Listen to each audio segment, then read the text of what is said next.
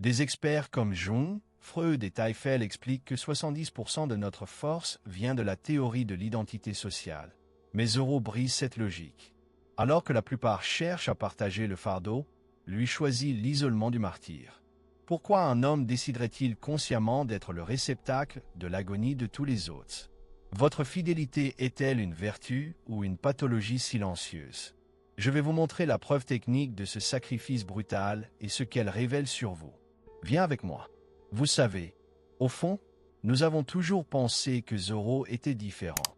Dans le passé, nous regardions les animes et ne voyions que le méchant épéiste qui déclenchait des coups incroyables. Mais aujourd'hui, avec ce que nous savons de l'esprit humain, nous nous rendons compte que son choix a un poids insupportable que presque personne n'a remarqué. Vous connaissez ce sentiment d'être le pilier de votre maison, de votre groupe d'amis ou de votre travail. Cette boule dans la gorge de ceux qui endurent la lutte en silence pour ne pas voir celui qu'ils aiment s'effondrer, c'est précisément de cette prison des héros dont nous allons parler. Il y a un engagement absolu envers le sacrifice de Zoro dans Thriller Bark qui va bien au-delà de la loyauté physique. C'est une dynamique psychologique d'isolement volontaire. Mais venez ici. Vous êtes-vous déjà demandé ce qui arrive à l'esprit de quelqu'un qui décide, volontairement, d'être le dépositaire de l'agonie de tout un groupe? Pourquoi a-t-il choisi de supporter toute la douleur seul pendant que les autres dormaient? Ce que nous allons dévoiler ici est une analyse approfondie de la discipline, de la sérénité et du coût invisible du silence, et je vous préviens, il y aura des spoilers car il faudra plonger dans les abysses émotionnels de ce personnage. Ce que vous allez découvrir maintenant pourrait vous surprendre, car il y a des couches dans cet honneur qui confinent aux dangereux. Si cette façon de voir l'âme des personnages vous semble logique, appuyez ci-dessous et inscrivez-vous. Soyons ensemble pour explorer des analyses psychologiques et de nouvelles curiosités que vous ne trouverez nulle part. Votre présence renforce notre communauté et garantit que vous ne manquerez rien de ce profond voyage. Car ce qui maintient Zoro debout, ce n'est pas la force brute, mais un dernier principe psychologique dévastateur dont presque personne ne parle. Et si je vous disais que le plus grand danger de Zoro ne réside pas dans les épées, mais que se passe-t-il lorsque son silence est enfin rompu? La suite change tout ce que vous pensez de la force. Pour comprendre ce qui se passe dans l'esprit d'un homme comme Roronoa Zoro, nous devons regarder au-delà des cicatrices physiques et nous concentrer sur l'architecture invisible de son comportement. Lorsqu'il décide d'absorber l'agonie de Luffy dans Thriller Bark, on n'assiste pas seulement à un acte d'une extrême loyauté, mais plutôt à une transformation radicale de sa propre structure psychique. En psychologie, on comprend que le corps est la scène où l'esprit se joue ses plus grands drames. Et avec Zoro, chaque fibre musculaire semble avoir été reconfigurée pour supporter le poids de ce choix. Le coût psychologique du fait d'être le réceptacle de la douleur est un compte qui ne se rapproche jamais de zéro. Cela suscite de l'intérêt sous forme de rigidité, d'hypervigilance et de solitude que peu de gens peuvent comprendre. Remarquez comment, après cet événement, la posture de Zoro change. Il était déjà sérieux, mais il y a une nouvelle densité dans son silence. Si avant il était un chasseur de pirates concentré sur son propre objectif, il est désormais devenu une sorte de mur de confinement. Dans la vraie vie, ce phénomène se produit souvent dans des dynamiques familiales ou professionnelles où quelqu'un, généralement l'aîné des enfants ou le membre le plus résilient, assume le rôle de tampon. Ces gens développent une mentalité de bunker. Ils apprennent que s'ils échouent, tout autour d'eux s'effondrera. La vérité cachée est que cette force apparente n'est pas l'absence de peur, mais plutôt une décision d'étouffer sa propre vulnérabilité pour que le groupe survive. C'est ce que nous appelons la stabilité de la suppression. Et c'est là que la psychologie de ce personnage commence à devenir vraiment inquiétante. Lorsque vous vous habituez à porter le poids du monde, votre esprit entre dans un état d'alerte constant, une tension qui s'infiltre dans vos os. Chez Zoro, nous le voyons dans la façon dont il dort, ou plutôt comme il ne dort presque jamais profondément. Il a toujours la main sur la poignée de son épée, prêt à réagir au moindre murmure de danger. Cette vigilance constante est l'arrière-scène émotionnelle de ceux qui ne croient pas que le monde est un endroit suffisamment sûr pour qu'ils puissent baisser leur garde. Il est devenu le sacrifice vivant pour que ses compagnons puissent avoir le luxe de la légèreté. Mais que se passe-t-il lorsque le corps commence à somatiser ce fardeau? Pensez à cette scène emblématique où Sanji le trouve debout, couvert de sang, au milieu des ruines. Le dialogue est court, rien ne s'est passé. Ces deux mots résument parfaitement un esprit qui a décidé d'effacer ses propres souffrances pour maintenir la cohésion du groupe. En psychologie clinique, nous constatons cela chez les patients qui souffrent de fatigue de compassion ou de stress indirect. Ils absorbent le trauma les autres jusqu'à ce que leur identité soit fragmentée. Zoro ne veut pas de crédit, il ne veut pas être le martyr applaudi. Il veut juste que le poids disparaisse des épaules de ceux qu'il aime, même si cela signifie qu'il doit en porter 2 fois plus. Ce besoin de contrôle sur la douleur des autres révèle un profond impact psychologique, l'incapacité à se détendre. Remarquez à quel point ces décisions deviennent plus directes et coupantes. Il n'y a plus de place pour l'hésitation. Chaque mouvement est calculé pour économiser de l'énergie et maximiser la protection. Cela reflète un changement dans les voies neuronales qui donne la priorité à la survie collective plutôt qu'à la satisfaction individuelle. Lorsque nous appliquons cela dans notre vie quotidienne, nous réalisons que beaucoup de gens vivent exactement ainsi. Ce sont les Zoros de leur vie, ceux qui ne demandent jamais d'aide, ceux qui ont toujours la réponse, ceux qui se retiennent de pleurer dans la salle de bain pour en ressortir avec un sourire d'acier juste après. Le problème est que cette armure, aussi brillante soit-elle, finit par écraser ceux qui se trouvent à l'intérieur. Mais il se passe ici quelque chose d'encore plus profond, quelque chose qui touche à l'essence même de son identité. En devenant le pilier silencieux, Zoro commence à fusionner sa valeur personnelle et son utilité. S'il ne porte pas quelque chose, s'il ne souffre pas pour une cause, il commence à remettre en question sa propre valeur. C'est un piège mental courant, la croyance que nous ne sommes dignes d'amour ou de respect que si nous sommes utiles, si nous sommes incassables. Ce syndrome du sauveur silencieux crée un isolement émotionnel où l'individu est entouré d'amis, mais personne ne sait vraiment ce qui se passe en lui car il refuse de montrer les fissures. La transformation de Zoro ne consiste pas seulement à devenir physiquement plus fort, il s'agit d'accepter la solitude existentielle. Il comprend qu'au sommet de la montagne de la force, le vent souffle plus froid et qu'il n'y a personne avec qui partager le manteau. Les révélations sur sa lignée et sa formation ne font que renforcer cette mentalité d'isolement nécessaire. Il se considère comme l'outil et non comme la main qui le tient. Et quand vous vous considérez comme un outil, vous arrêtez de vous traiter comme un être humain. Vous ignorez la fatigue, vous ignorez l'agonie et vous ignorez votre propre besoin d'être pris en charge. Cette dynamique génère une tension cognitive constante. D'une part, le désir humain de connexion et de soulagement. De l'autre, l'engagement inébranlable dans le rôle de protecteur. En résulte cette aura de sérénité presque surnaturelle qu'il dégage, mais qui est en réalité l'œil de l'ouragan d'une tempête intérieure. Il a transformé la douleur en carburant, mais le carburant consomme aussi le moteur. Les marques de cette décision résident dans la manière dont il traite sa propre mortalité avec un dédain qui effraie les étrangers. Ce que l'histoire de One Piece nous montre, à travers les couches de cet épéiste, c'est que le choix de porter toute la douleur n'est pas un acte de masochisme, mais une tentative désespérée de donner un sens à un monde chaotique.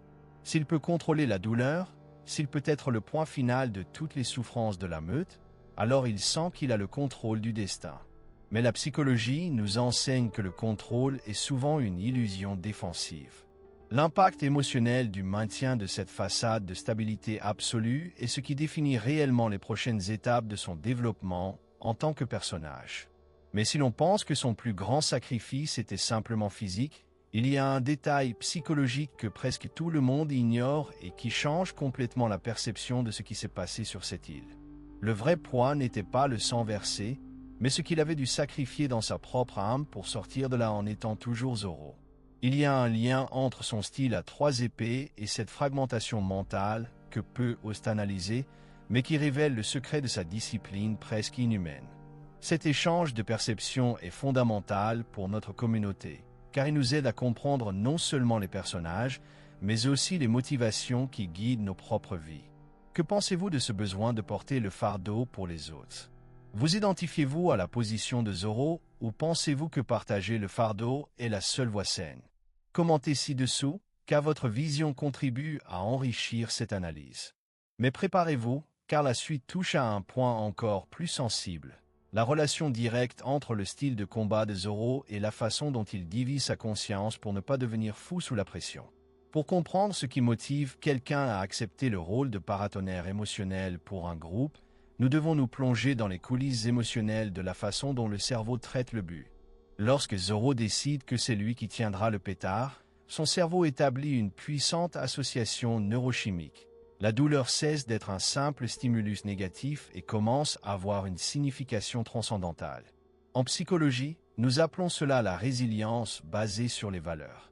Pour Zoro, chaque goutte de sang versée et chaque muscle déchiré ne sont pas des signes de défaite, mais plutôt des confirmations qu'il est l'homme qu'il devrait être. Cela transforme la souffrance en une épreuve continue de courage, où l'endurance physique n'est que le reflet d'un état d'esprit inébranlable qui s'est forgé dans le traumatisme et les promesses de l'enfance. Cette dynamique change complètement la donne au sein du gang du chapeau de paille.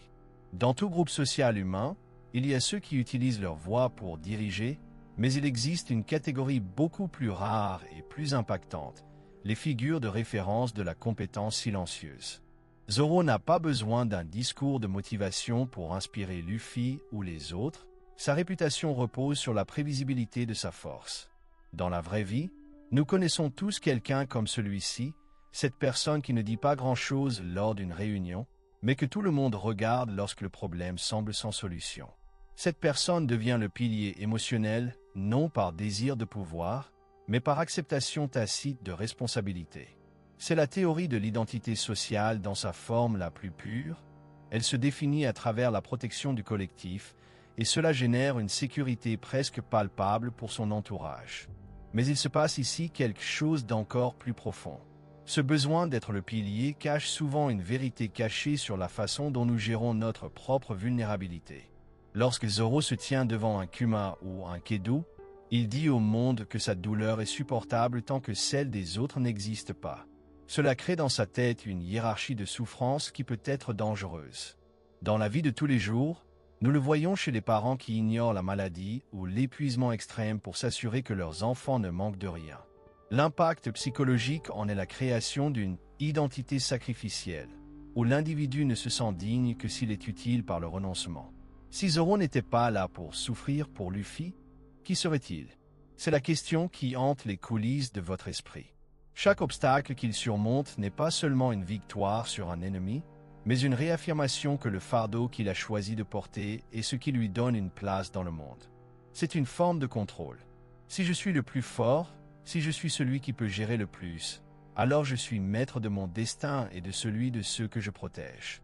Cette mentalité génère une transformation dans la façon dont il interagit avec la réalité. Il cesse de réagir aux événements et commence à les anticiper.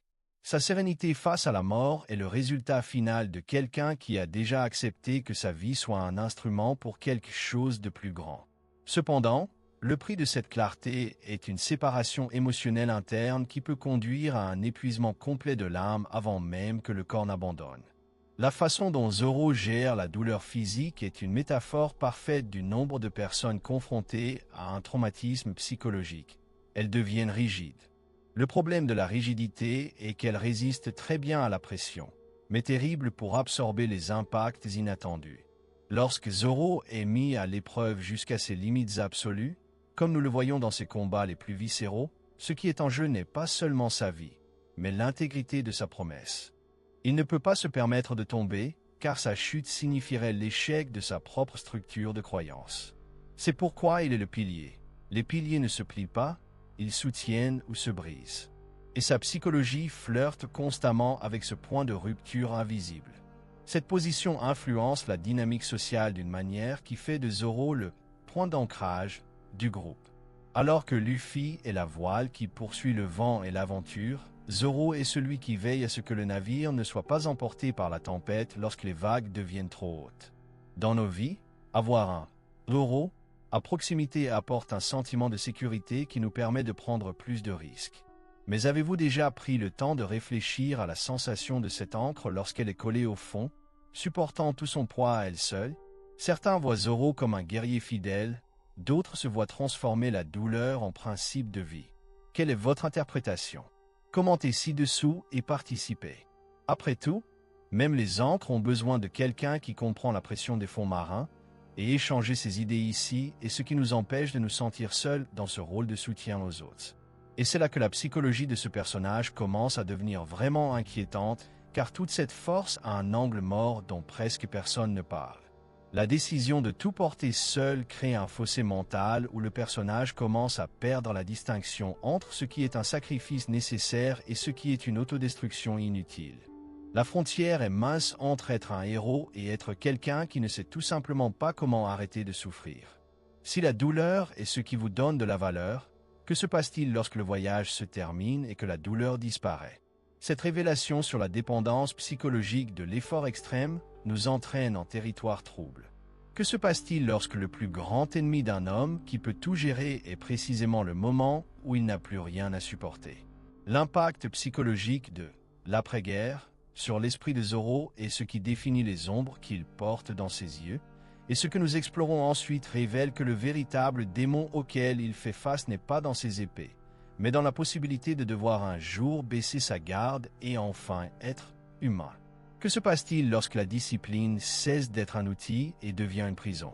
Lorsqu'on se penche sur le diagnostic psychologique de Roronoa Zoro, on se rend compte qu'il est l'exemple ultime de ce que la psychologie moderne appelle l'hyperfonctionnement. Ce comportement ne vient pas de nulle part. C'est une réponse adaptative à un environnement sous haute pression ou à un traumatisme fondamental. Lorsque Zoro s'entraîne dans les tempêtes, soulève des poids absurdes et refuse de reculer face à la mort, il entraîne ses voies neuronales à ignorer le signal de détresse de son propre corps. Dans la vraie vie, la personne de haut niveau est ce collègue qui prend en charge le projet de chacun lorsque les délais sont serrés, ou ce membre de la famille qui organise les funérailles alors que tout le monde s'effondre. Ils maintiennent l'équilibre lorsque tout devient instable, mais cette stabilité s'achète à un prix invisible et cumulatif. La répression émotionnelle absolue. Zoro ressent la douleur. Tous ses nerfs hurlent alors qu'il absorbe la souffrance des autres, mais il fait le choix conscient de ne pas transformer ce sentiment en expression. Il opte pour le silence intérieur. Et c'est là que la psychologie de ce personnage commence à devenir vraiment inquiétante, car le silence ne signifie pas que la douleur a disparu. Cela signifie simplement qu'elle a été enterrée vivante. Imaginez la scène où il fait face à Mihawk au début. Là, il a déjà démontré cette mentalité, il préfère la mort à la régression. Cette cicatrice sur votre poitrine n'est pas seulement une coupure. C'est le sceau d'une décision de ne plus jamais laisser votre vulnérabilité être exposée. Pour quelqu'un comme lui, montrer de la douleur équivaut à échouer dans sa mission d'être le pilier. Ce poids qu'il accepte de porter seul crée un abîme entre lui et le reste du monde, transformant sa force en une forme d'isolement existentiel. De nombreuses personnes, dans le contexte émotionnel de leur propre vie, vivent exactement ainsi. Ils croient que s'ils cessent d'être forts ne serait ce qu'une seconde, ils seront rejetés ou le monde qui les entoure s'effondrera. Cela crée un impact psychologique dévastateur appelé anesthésie émotionnelle sélective. Pour ne pas ressentir l'angoisse du sacrifice, l'individu finit par s'arrêter pour ressentir de la joie, de la légèreté ou une connexion profonde. Zoro est le maître de cette anesthésie. Remarquez à quel point il s'accorde rarement des moments de véritable célébration qui n'impliquent pas de tester sa propre endurance. Même le fait de boire du saké semble être un moyen de garder le contrôle de son propre corps.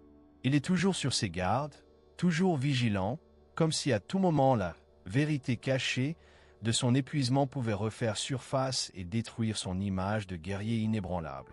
Sa répression émotionnelle est si profonde qu'elle devient un obstacle à sa propre guérison. Dans l'anime, on voit son corps constamment à cran, enveloppé dans des bandages, mais son esprit ne se repose jamais. Cet état d'hypervigilance modifie la chimie du cerveau, maintenant les niveaux de cortisol à un niveau élevé, ce qui explique votre irritabilité et votre concentration obsessionnelle. Sur le plan humain, c'est ce qui arrive aux professionnels qui souffrent d'épuisement professionnel mais continuent à travailler parce que leur identité se confond avec leur poste. Zoro ne sait pas qu'il est s'il ne souffre pas pour un but. Ses décisions sont simples car il n'a pas l'énergie de tourner autour du pot, il fonctionne en mode survie depuis des années. Mais il se passe ici quelque chose d'encore plus profond, quelque chose qui touche au paradoxe de sa force. En acceptant de porter seul le fardeau, il prive les autres de la possibilité de l'aider, ce qui renforce le cycle de la solitude. C'est le piège de l'autosuffisance. Il croit protéger la meute, mais en cachant ses blessures, il empêche également les connexions humaines d'alléger son fardeau. Dans les moments marquants, comme lorsqu'il s'égare, quelque chose que beaucoup considèrent comme un simple soulagement comique, la psychologie suggère qu'il peut s'agir d'une manifestation inconsciente de son esprit essayant d'échapper à la rigidité de ses responsabilités. C'est comme si, pendant quelques instants, le poids était tel que votre esprit refusait tout simplement de suivre la carte de la réalité. Cette transformation mentale l'amène à voir le monde comme un perpétuel champ de bataille. Les révélations sur son passé et la rigueur de sa formation montrent qu'on lui a enseigné que la valeur d'un homme se mesure à sa capacité à supporter ce que les autres ne peuvent pas supporter. Mais que se passe-t-il lorsque le corps signale que la facture est arrivée? L'impact psychologique de la prise de conscience de sa finitude est quelque chose auquel Zoro fait face en silence, transformant chaque nouvelle cicatrice en médaille dans une guerre qu'il mène contre lui-même. Ce n'est pas seulement un combattant loyal, c'est un homme qui a décidé que son humanité était un juste prix à payer pour la grandeur de son capitaine. Ce qui semble être une force absolue est en réalité une structure de défense extrêmement sophistiquée. Zoro a construit une forteresse dont il est le seul gardien, le seul prisonnier et le seul bourreau. Ce besoin de se montrer incassable est une manière de compenser une profonde insécurité. Sans ses épées et sa douleur, il n'aurait pas de place à la table. Dans la vraie vie, cette obsession du résultat et de l'endurance physique cache souvent une peur paralysante d'être ordinaire ou jetable. Son silence est le cri de quelqu'un qui a besoin d'être indispensable pour se sentir en sécurité.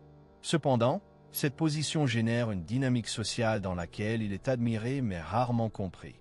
Il devient le héros tragique que tout le monde aime côtoyer lorsque le danger survient, mais que personne ne sait comment embrasser une fois le combat terminé. Le coût invisible de votre choix est le renoncement à la paix elle-même. Tant qu'il y aura une mer à naviguer et un rêve à protéger, Zoro continuera d'être le réceptacle de toute agonie, car dans son esprit, le jour où il cessera de porter la douleur sera le jour où il cessera d'être Roronoa Zoro. Cette analyse nous fait réfléchir au poids que nous choisissons de porter dans nos vies.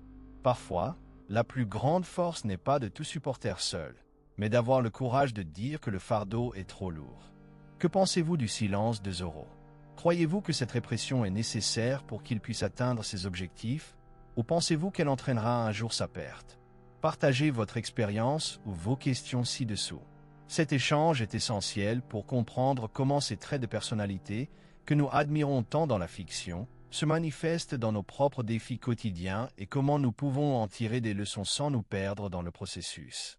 La vérité est que la structure mentale de Zoro est sur le point de faire face à un défi que même ses épées ne peuvent pas trancher. Il y a un secret sur l'origine de sa volonté qui explique pourquoi il n'abandonne jamais.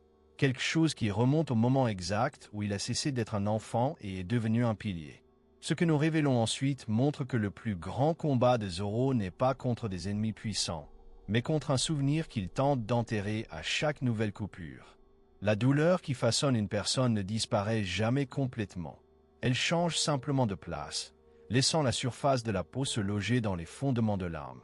Ce qui change, en fait, c'est la façon dont on apprend à vivre avec cet invité indésirable, et Zoro est le maître absolu de cette coexistence forcée. Il n'a jamais choisi une vie facile ni un chemin pavé de gloire à bas prix. Il a choisi une vie fidèle à ses promesses, et c'est dans cette rigidité éthique que l'on découvre une profonde vérité humaine que beaucoup tentent d'ignorer. La douleur, lorsqu'elle est canalisée vers un objectif plus grand, cesse d'être une punition et devient une boussole. Certaines personnes ne fuient pas la souffrance parce qu'elles comprennent, au niveau cellulaire, pourquoi cela vaut la peine d'y recourir. En psychologie, nous appelons cela la croissance post-traumatique, où la personne non seulement survit au chaos, mais utilise les décombres pour construire une version plus puissante d'elle-même. Zoro est l'incarnation de ce concept. Pour lui, la douleur n'est pas un panneau stop, mais le signe qu'il est toujours dans le jeu. Cette mentalité d'acier révèle que la véritable loyauté ne se limite pas à des cris de guerre ou à des discours passionnés sur l'amitié. Cela consiste à persévérer en silence, à supporter la lutte même quand personne ne regarde, même quand il n'y a pas de caméra, d'applaudissements ou de témoins du poids que l'on porte sur ses épaules. Dans le monde réel, c'est l'essence même du sacrifice invisible. C'est la mère qui cumule 3 emplois pour que son fils puisse étudier sans jamais se plaindre d'être fatigué. C'est l'ami qui soutient le soutien émotionnel de l'autre alors que sa propre vie s'effondre. La décision de Zorro dans Thriller Bark est la synthèse philosophique de ce comportement. Il n'a pas supporté la douleur de Luffy d'être qualifié de héros, il l'a fait parce que, dans sa hiérarchie de valeurs, la vie de son capitaine et le rêve du gang valaient plus que sa propre intégrité physique. Mais il se passe ici quelque chose d'encore plus profond, une couche de transformation qui exploite notre besoin humain de validation. Pourquoi acceptons-nous de porter des fardeaux qui ne sont pas les nôtres? Nous faisons souvent cela parce que la douleur nous donne un sentiment d'identité. Sans le poids, on se sent trop léger, presque insignifiant. Zorro s'accroche à son fardeau comme s'il s'agissait de sa propre armure. S'il arrêtait de porter la douleur, il devrait faire face au vide de qui il est réellement derrière les épées. Cette obsession d'être le pilier révèle des fonds émotionnels où la peur de l'inutilité est le grand moteur. Dans la vie des gens, cette recherche d'être indispensable à travers la souffrance peut être un piège mental dangereux, créant une dépendance où la personne ne se sent aimée que si elle se rend utile par son propre épuisement. Regardez la scène où Zorro s'entraîne sous la tutelle de Mihawk pendant l'ellipse. Lui, l'homme le plus fier du monde, s'agenouille devant son plus grand rival et demande à être entraîné. Là, l'impact psychologique est monumental. Il a sacrifié sa fierté, la seule chose qu'il appréciait autant que ses épées, afin de pouvoir être un meilleur bouclier pour Luffy. C'est la véritable révélation de son état d'esprit. Il ne se bat pas pour lui-même, il se bat pour une promesse qui transcende son propre ego. Dans la vie de tous les jours, nous le voyons dans les moments charnières, où une personne décide d'abandonner ses vieilles habitudes et ses croyances limitantes au profit d'un bien supérieur, qu'il s'agisse de la famille, d'une cause ou d'un rêve partagé. La décision de Zorro montre que la douleur physique est supportable, mais la douleur d'échouer celui qu'il aime est la seule qu'il redoute vraiment. Et c'est là que la psychologie de ce personnage commence à devenir vraiment inquiétante, car cet abandon total peut conduire à une dépersonnalisation. Zorro devient de plus en plus une arme et de moins en moins un homme. Ses décisions sont directes, sa posture est stable et ses réactions sont instantanées. Mais où est la place pour le Roronoa qui a peur, qui hésite ou qui pleure? La vérité cachée est qu'il a enfermé ce côté dans une boîte en acier et a jeté la clé au fond de l'océan. Le coût invisible de ce choix est une solitude que même le saké le plus fort ne peut anesthésier. Il est devenu le symbole de la résilience, mais les symboles ne dorment pas, ils ne se reposent pas et n'ont pas le luxe d'être fragiles. L'impact psychologique de vivre sous cette pression constante façonne son aura de danger et de sérénité. Lorsqu'on analyse les moments marquants de sa carrière, on constate que chaque cicatrice est le rappel d'une leçon apprise dans le sang. Il ne regrette rien, car chaque douleur avait un but.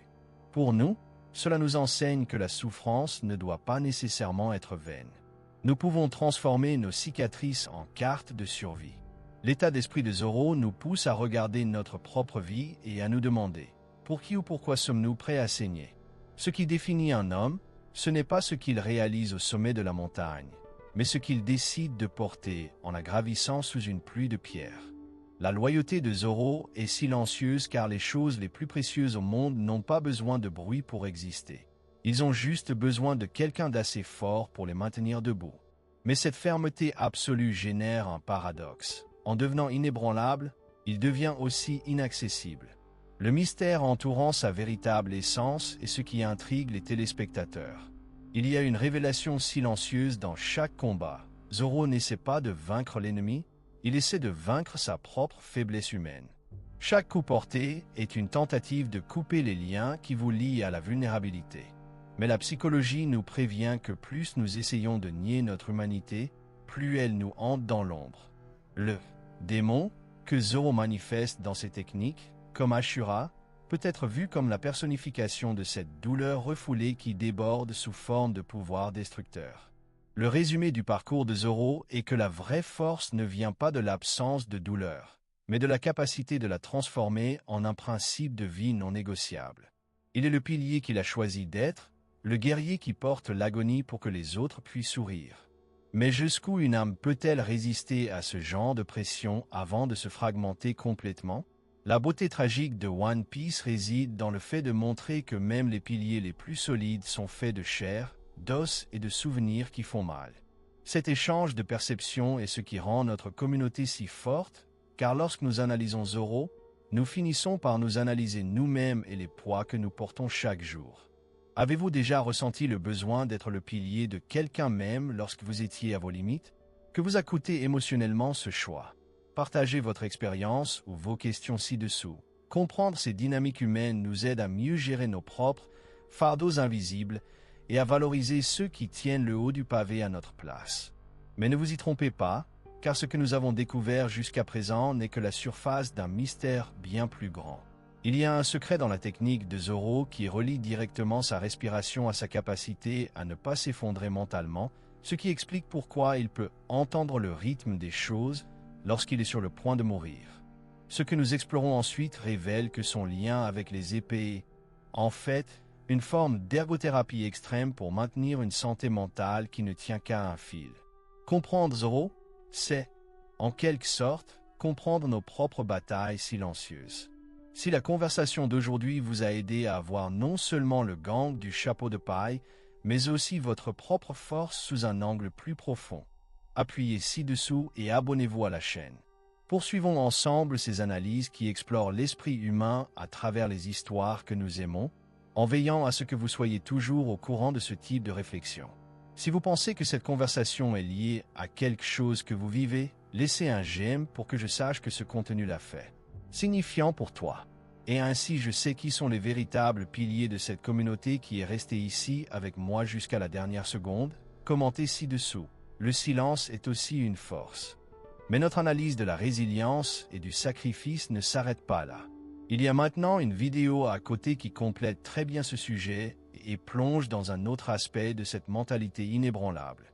Cliquez ici et restez avec moi là-bas, car nous avons encore beaucoup à découvrir.